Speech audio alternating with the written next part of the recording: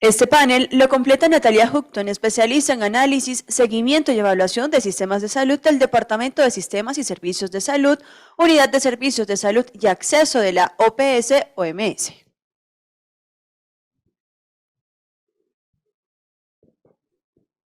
Bueno, muchísimas gracias. ¿Me confirman, por favor, que pueden ver la presentación bien?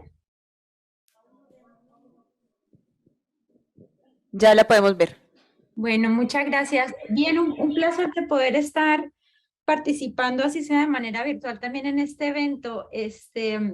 Mi presentación tiene que ver con los procesos de monitoreo de evaluación de la política pública y quizás mencionar que quisiera hacer como dos énfasis con esta presentación, asociada a lo que ya nos ha venido presentando Ernesto y Karina. Un énfasis tiene que ver con este aspecto de cuáles son las capacidades actuales para el ejercicio, digamos, de esta función esencial tan importante como lo es la de seguimiento y evaluación de la política pública.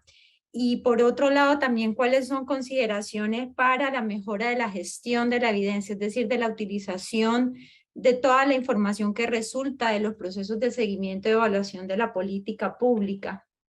Sin lugar a dudas, toda esta área temática, ¿no?, de seguimiento de evaluación está contemplada o está alojada dentro de los distintos antecedentes institucionales de hace muchos años, pero también recientes de los Estados miembros de la Organización Panamericana de la Salud, en donde se plantea, digamos, la necesidad de reforzar estos mecanismos de seguimiento y evaluación en búsqueda de mejores condiciones de acceso y de cobertura universal de salud, de alcance, digamos, de metas específicas para la atención primaria de la salud, como también así más recientemente el alcance, digamos, de la resiliencia de los sistemas de salud. Y en ese último espacio, quizás el principal punto de partida, ¿no?, que enfoca o engloba los aspectos de monitoreo y evaluación de la política pública en cuanto a los sistemas de salud es justamente este énfasis renovado que nos ha planteado nuevamente la pandemia de COVID-19 sobre la necesidad de transformar los sistemas de salud con un abordaje integral de la APS en búsqueda de la garantía del derecho a la salud. Y eso tiene, digamos, implicaciones muy, muy importantes para los temas de seguimiento y evaluación de la política pública. Sin lugar a dudas, esos procesos, ¿no?, de seguimiento y evaluación ayudan a la generación de evidencia como paso crucial para orientar el diálogo de políticas, la toma de decisiones y las estrategias del sistema de salud.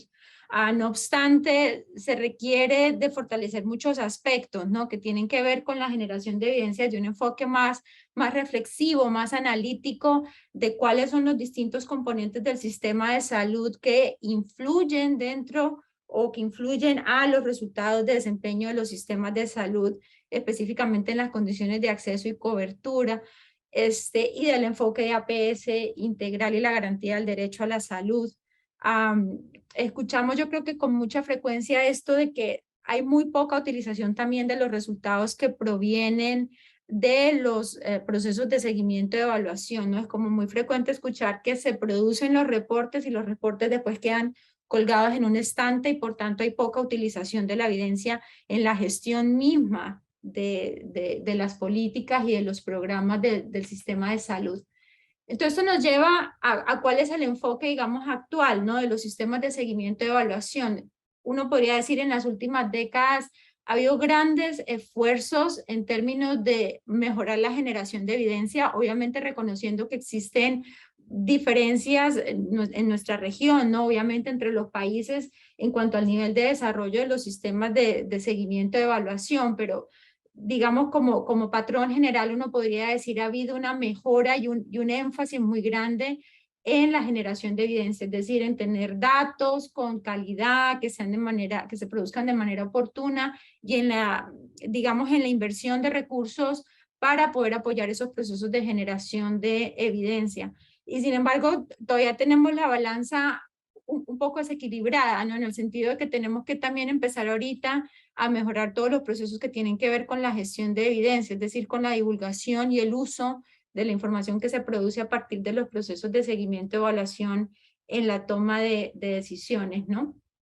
De más, pero bien importante decir que el proceso es importante, es decir, el proceso de seguimiento, evaluación y de gestión de la evidencia, ya no lo mencionaba Karina, ¿verdad? Es una función, hace parte, digamos, de las fases y de las funciones esenciales de la salud pública, toda esta fase inicial de evaluación y que tiene que ver con las capacidades de las autoridades de salud, y esto quisiera enfatizarlo, son capacidades de las autoridades de salud para poder comprender cuál es la respuesta en última que está dando los sistemas de salud a las necesidades de la población, ¿verdad? Y que se encarga, obviamente, de proporcionar esta evidencia necesaria para la toma de decisiones y que implica además la movilización y el empoderamiento de la comunidad, porque también es importante reconocer que la evaluación, si bien en la mayoría de los casos está desarrollada a partir de investigadores, evaluadores, y es importante comprometer también a los gestores de las políticas públicas, también es un proceso en esencia que debe ser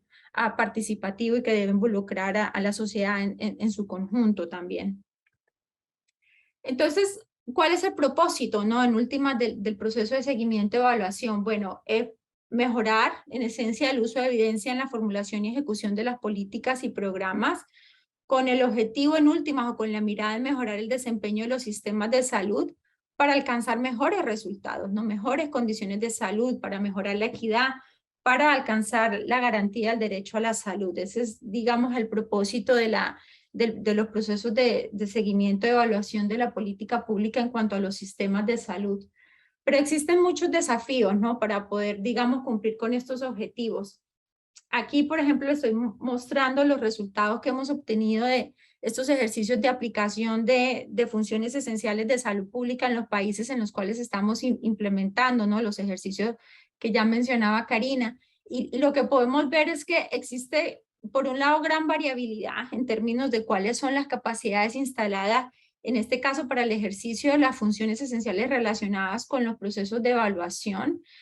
En algunos países, en la gran mayoría de países, uno puede ver que existen, por ejemplo, capacidades intermedias o avanzadas en términos de los marcos normativos que le dan viabilidad, digamos, a estos procesos de seguimiento y evaluación, pero al mismo tiempo también hay diferencias. Hay otros países que necesitan, digamos, avanzar en el fortalecimiento de esos marcos. Y también en una gran mayoría de casos hay problemas que tienen que ver con las capacidades estructurales y de desempeño de los sistemas de seguimiento, evaluación, como también de vigilancia en salud pública y de investigación en salud. O sea, todas estas funciones relacionadas con la generación de evidencia. Digamos que dentro de las brechas que hemos encontrado, que son varias, pero de las más, digamos, relevantes, son estas que tienen que ver con la necesidad de mayor presupuesto para apoyar las acciones de monitoreo y evaluación y de las tecnologías de información con unas estrategias de movilización de recursos específicas, digamos, para dar sustentabilidad a la asignación de recursos para este propósito. Y por otro lado, también, esto ya lo han venido mencionando, creo, los distintos panelistas, es la necesidad también o la falta, digamos, de datos desagregados sobre qué está pasando, digamos, durante los procesos de atención, de las condiciones de acceso, de las barreras de acceso y dentro de las condiciones de acceso, quizás decir lo que pasa para la población que no logra acceder al sistema de salud, pero también qué está pasando una vez se logra acceder al sistema de salud. Falta mucha información al respecto, como también así de factores de riesgo y de los determinantes sociales. Es decir, compañeros, se necesita hacer mayores esfuerzos para la producción de evidencia necesaria para medir los alcances y el desempeño de un modelo de APS integral. Por otro lado, también hay una necesidad de mejorar la divulgación y la gestión de la evidencia, es decir, el uso efectivo de esa evidencia en el proceso de toma de decisiones, y la necesidad de sistemas de información interoperables es también, digamos, una de las brechas que uno encuentra de manera común en los países en los que estamos implementando estos ejercicios. Muchas otras, también quizá resaltar nuevamente esto de la necesidad también de estructuras para la participación social en las actividades de monitoreo y evaluación. Bien, tenemos, digamos, como esos desafíos en términos de capacidades y al mismo tiempo también tenemos una desconexión, vamos a llamarle, ¿no? Entre lo que son las necesidades o las actividades de los gestores y los decidores y las actividades y digamos, los tiempos de los investigadores y de los evaluadores. Y esto tiene que ver con diferencias por ejemplo, en términos de las necesidades y agendas de políticas versus aquellas agendas de investigación o planes de monitoreo y evaluación que no están, digamos, en la mayoría de casos coordinadas de manera apropiada para que los procesos de producción de evidencia estén vinculados, digamos, a estos procesos de toma de decisión, ¿no? Las líneas de tiempo también son diferentes, generalmente en los procesos de investigación, principalmente toma mucho más tiempo esta generación de evidencia, mientras que los gestores y decidores necesitan la información para ayer, ¿verdad? Para poder informar los procesos de toma de decisión.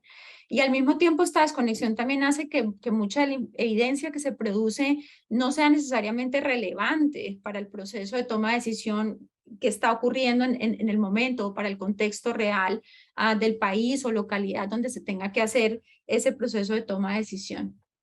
Entonces, ¿qué hacer, no? Ante un panorama como estos. Bueno, digamos que uno de los aspectos que uno podría estar argumentando es la necesidad ciertamente de adecuar los sistemas de seguimiento y evaluación en el ciclo de políticas y programas, ¿no? Ya mencionaba Karina sobre el ciclo de políticas de la salud pública, y aquí ampliándolo un poco más es tratar de resaltar también que si bien el proceso de monitoreo y evaluación se enfoca dentro de una de las fases de los ciclos de políticas, es necesario que sea también un elemento, vamos a llamarle transversal, que esté presente en los distintos momentos del proceso del ciclo de políticas, ¿no? Empezando por la planificación y la priorización, digamos, de intervenciones, donde es necesario poder tener con evidencia e información sobre cuáles son las necesidades, las áreas prioritarias. Es importante que esa información esté, digamos, disponible de manera oportuna. Hay que hacer lo que llamamos evaluaciones de diseño o revisiones sistemáticas que apoyen en ese proceso de planificación y priorización, pero también tiene que estar vinculado en el proceso de desarrollo de los presupuestos y el diseño de metas, ¿verdad? Tiene que también esa fase, digamos, del ciclo de política estar informada por la evidencia, digamos, la evidencia que se produce a partir de los procesos de seguimiento y evaluación. Sin lugar a dudas, durante la gestión también, es decir, durante el proceso de implementación misma de las políticas y de los programas, tiene que haber un seguimiento y una supervisión de la aplicación. Para eso es muy importante estas tecnologías de visualización, ¿no? Como lo son los tableros de control o de resultados que ayudan, digamos, facilitan el proceso de gestión informado por evidencia. Y sin lugar a dudas también durante los procesos de rendición de cuentas sobre cuáles han sido, digamos, los efectos o resultados últimos de esas políticas y programas, ¿no? Por ejemplo, a partir de las evaluaciones de impacto, como también así la socialización de resultados con participación activa de la comunidad. Otro elemento también bien importante a considerar, ¿no? Para poder tener una toma de decisiones informadas por la evidencia es la necesidad de contar con una teoría o con una teoría de cambio de la política o programa que se está implementando, ¿no? Estos marcos, digamos, conceptuales son los que nos ayudan a definir cómo se debería ejecutar la política y por qué. Es decir, son supremamente fundamentales porque también ayudan, digamos, a describir cuáles son los elementos al interior de esas políticas, cuáles son las intervenciones, las acciones, las vinculaciones, digamos, causales entre todas esas intervenciones que se plantean, cuáles son los resultados que se busca, digamos, sobre los cuales se busca incidir y cuáles deberían ser, digamos, las metas, indicadores que deben estar acompañando ese proceso de seguimiento y evaluación. Es decir, no hacer el proceso de seguimiento y evaluación en el vacío o en una caja negra, sino informada, digamos, por marcos conceptuales, por una teoría clara de cuál es la política y qué es lo que se pretende alcanzar. En esa línea, digamos, de los marcos conceptuales hay muchos, hay diferentes. Nosotros desde la organización impulsamos distintos marcos, digamos, que apoyan en el proceso de seguimiento y evaluación de metas de los sistemas de salud. Uno de ellos es el marco de monitoreo para la salud universal a su mano izquierda y que plantea, digamos, de manera muy explícita cuáles son las metas que pretende alcanzar los sistemas de salud en términos de condiciones de cobertura universal de salud y acceso universal a la salud. Y ahí quisiera detenerme un poquito. En términos, digamos, de los resultados inmediatos que dan cuenta de la cobertura universal de salud, esto Ernesto lo mencionaba, los Estados miembros de nuestra organización plantean, digamos, una visión amplia y comprensiva de lo que significa la cobertura universal de salud, entendida esta como la capacidad de los sistemas de salud para poder responder a las necesidades de la población. Es decir, es una cobertura de todos los recursos críticos del sistema, como de los mecanismos de organización y provisión de esos recursos que deben ser medidos, monitoreados, evaluados al momento de considerar cuáles son los alcances en términos de la cobertura. Y al mismo tiempo, en el lado del acceso, se entiende como la capacidad de utilización de los servicios, pero también el acceso universal es la eliminación progresiva de las barreras de acceso y por tanto nosotros también ponemos un foco muy importante en la medición de ese componente, es decir, qué está pasando con esos segmentos de la población que no logran entrar al sistema de salud y una vez logran entrar al sistema de salud, ¿qué pasa durante esa experiencia de utilización de servicios? Para esto utilizamos marcos como el marco de Tanahashi, que ven a su mano derecha y que mira aspectos distintos que influyen sobre la accesibilidad de los servicios de salud y que tienen que ver con accesibilidad, por ejemplo, relacionada a la disponibilidad de recursos del sistema, con la accesibilidad financiera, organizativa, la geográfica, con la aceptabilidad de los servicios, con el contacto relacionado con el conocimiento sobre cómo navegar el sistema de salud, sobre cuáles son los derechos, y también con el acceso a la calidad.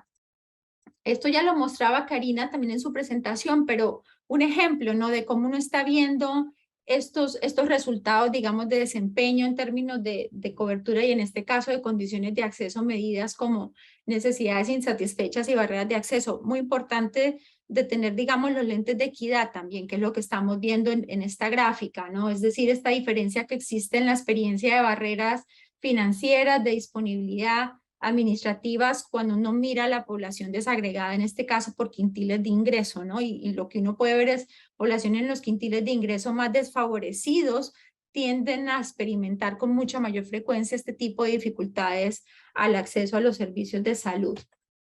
Esta otra gráfica muestra los mismos indicadores, en este caso para el Perú y en tendencias, porque también nos da una mirada, digamos, estos datos cuantitativos nos dan una mirada también interesante en ese sentido. Si bien hasta el 2010, desde el 2013 hasta el 2019 ven no mucha variabilidad en términos de necesidades insatisfechas en salud, que de hecho después aumentan en los años de la pandemia, ¿verdad? 2020, 2021.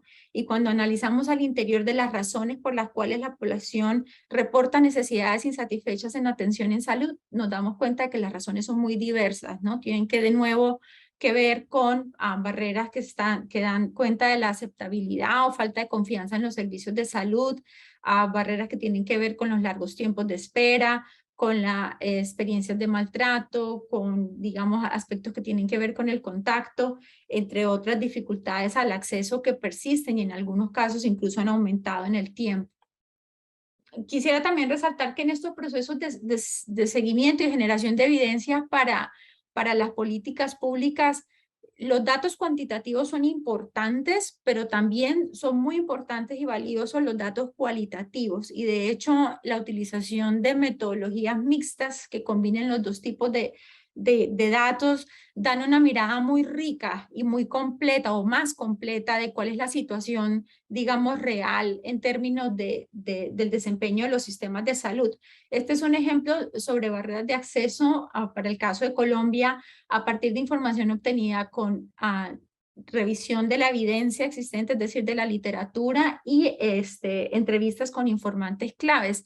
Y también podemos darnos cuenta, digamos, de ciertos patrones, ¿no? Por ejemplo, la gran persistencia y preponderante, digamos, existencia de barreras organizacionales que tienen que ver, por ejemplo, con los tiempos de espera, con barreras administrativas, con la negación de servicios, ¿no? Como también aspectos que tienen que ver con la disponibilidad, ¿no? Disponibilidad de recursos, de la red de prestación de servicios, entre otras dificultades, ¿no? Entonces, permiten, digamos, los datos cuantitativos, por un lado, darnos cuenta de cuál es la magnitud y digamos, magnitud y tendencias, y al mismo tiempo esos tipos de datos cualitativos nos dan una impresión también de cuál es la relevancia en contextos más particulares. Bien, creo que me quedan 2 minutos, pero Otro de los marcos importantes son estos de evaluación del desempeño del sistema de salud que ya nos mencionaba Karina, que lo ha producido recientemente la OMS. Y este marco es importante porque aquí lo que nos pone el foco es en cuáles son las funciones del sistema de salud y cuál es la relación que existe entre ellas, donde la gobernanza además tiene un papel muy importante como función articuladora de las otras funciones del sistema de salud. Además, el marco plantea áreas de evaluación muy importantes que pueden ser tenidas en cuenta, ¿no? En el momento de la generación de evidencia. Y por último, este otro marco, que es el marco también recientemente desarrollado por la OMS para el análisis del monitoreo del desempeño de la atención primaria de la salud y que de nuevo pone como foco como de los resultados, digamos, de la mejora de la APS, las condiciones de acceso, la participación social y la mejora de los determinantes sociales de la salud.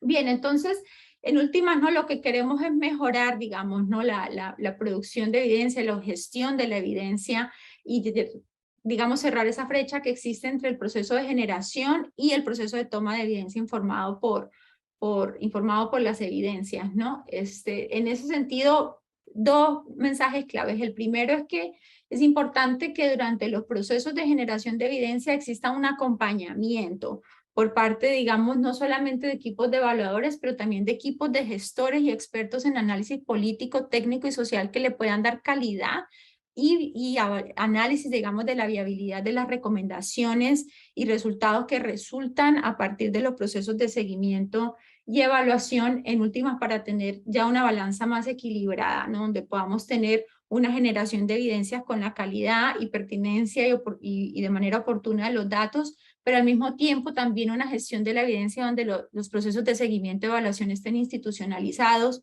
donde haya un acompañamiento del proceso, una divulgación de la información y utilización de la misma, ¿no? Entonces, para terminar, ¿no? En últimas, muy importante, ubicar el área de monitoreo y evaluación en el ciclo de políticas y programas, que esté de manera, digamos, transversal, fortalecer los marcos, digamos, normativos y este acompañamiento, ¿no? Por parte de gestores y decidores en los procesos de seguimiento y evaluación. Las últimas reflexiones, ¿no? El sistema de monitoreo y evaluación, muy importante que esté bajo la rectoría de la Autoridad de Salud.